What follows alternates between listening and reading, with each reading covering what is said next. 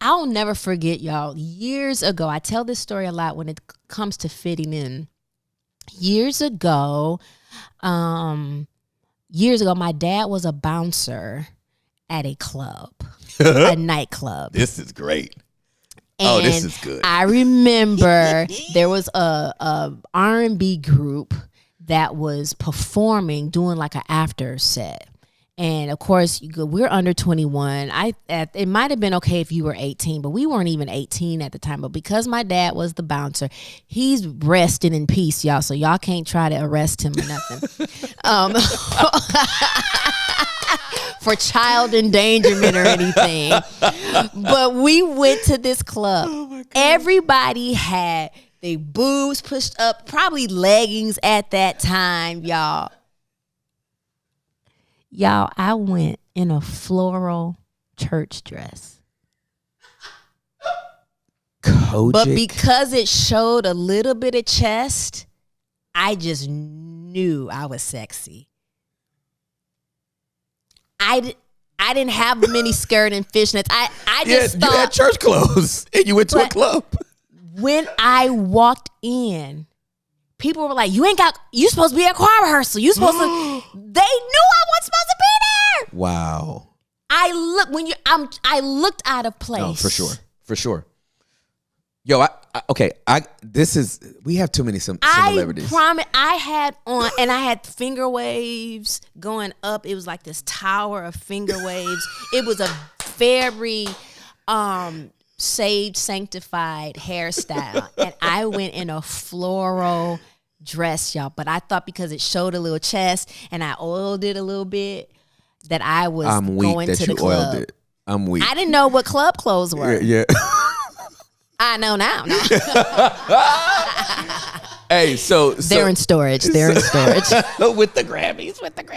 All right, so when I gave my life to Jesus, January 14th of 1996, I preached my first sermon. February 25th of 1996, I went to school. I studied administration of justice. I wanted to be a homicide detective. Mm-hmm. I went through all 7 stages to get into the police academy, and I got to. I gave my life to Christ between like the 3rd and 5th stage. So between background interviews and physicals and, the written test and the oral test, right? So I'm getting through all that.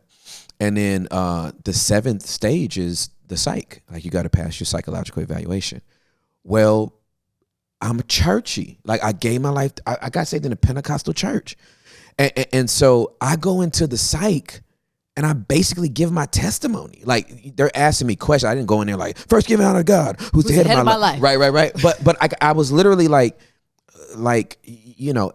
I was just an open book. Like I'll share anything. Oh yeah, I got sexually abused when I was 8, and absolutely. And how has that affected you? If you had to interact with somebody from the gay community, how would you act? Well, oh no, I would be fine. You know what I mean? I would try to lead them to Jesus. But but they failed me. They failed me. And when you fail your psych at that time, I don't know if it's changed since then, but when you fail your psych, you can't take it again for 18 months. Well, I wanted to be in law enforcement since I was 4 years old. My daddy told me, I told my dad I wanted to be Batman. He told me I couldn't be Batman. I asked him why. He said, because this is LA. This is not Gotham. And these gangbangers would kill Batman, fam. Like Batman won't make it here. He might make it out there. You know what I mean? But this is concrete jungle out here, fam. Ain't enough tall buildings for him to be, escaping and stuff. He gonna get killed. You know what I mean? Them Crips gonna get him. Them Bloods gonna them essays. Batman ain't gonna make it out here. You know what I mean? So I'm like, so I was beyond devastated, and I backslid. I was like, God, like I just got with you. Like, so I broke up with him. I was like, I don't, you know what I mean? Yeah. I ain't know nothing about really like going through and you don't get your way and all that kind of stuff and dying to yourself and not my will, but thine be done. I was like, forget you then. If you ain't gonna let me have my dreams, So I went to the club. I went back to the club. I went to the Metro in Riverside. I'll never forget it. Went back to the Metro. Walk up in that thing. I didn't call none of the homies or nothing because they all kind of like distanced themselves from me when I gave my life to Jesus, like out of respect, whatever. So I go to the club and I'm just like in there chilling, mind my business, dancing. And this dude walked up to me with a little drink in his hand. I've never seen this dude in my life. He walked up to me. He said, "Hey, little homie." He's like, "Hey, bro, you ain't supposed to be in here." And I was like, "What?" He looked me up and down. He was like, "Yeah, dog, you ain't supposed to be in here, dog." He was like, "Man, you need to go home, homie. You ain't supposed to be in here." And I was so defensive. And then I was offended after I was defensive. What? And then like I left though.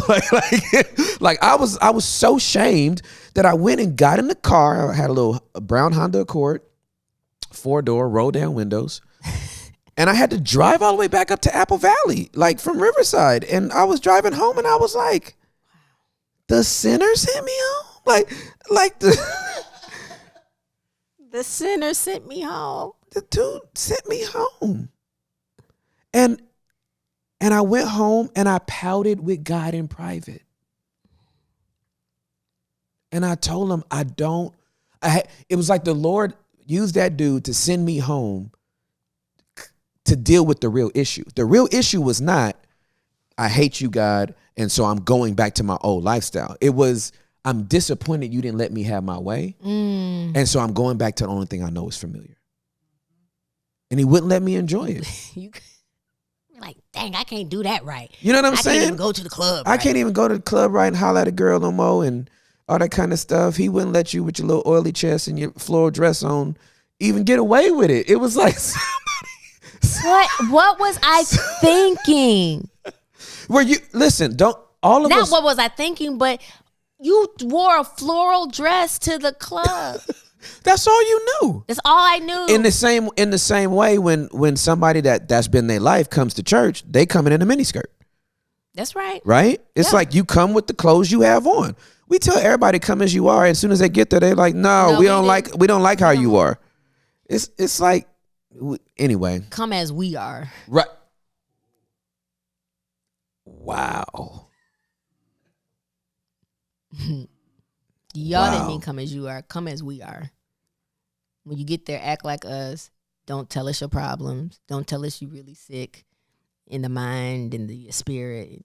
Don't tell us none of that. Come as we are. Come all ready to come. Act like you got it together.